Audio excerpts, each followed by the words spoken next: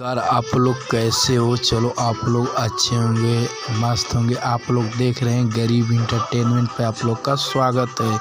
अब लोकगीत का टाइम आ गया है। अब होली बीतेगा तब भोजपुरी गाना आएगा लोकगीत। मैं बता दूं कि आज लोकगीत खेसारी लाल यादव का आ रहा है। आज रिलीज होगा 7 मार्च। आज ही रिलीज होगा 3 बजे।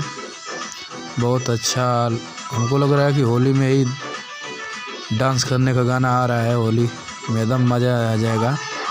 भोजपुरी आ रहा है।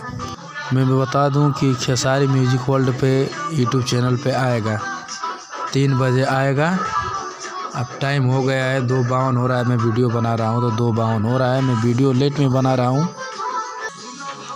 गाना का टाइटल है बौरा पिया। विशाल भारती का ये गाना लिखा हुआ है। म्यूजिक है आर्या शर्मा का।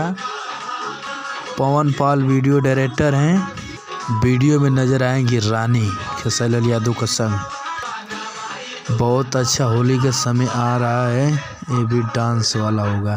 बहुत बवाल गाना है। वीडियो आप लोग को अच्छा लगा तो चैनल को सब्सक्राइब करें, लाइक करें, कमेंट करें। कुछ भी गलत हुआ तो हमको क्षमा करना। आप लोग कमेंट करिए, हम सुधार करेंगे।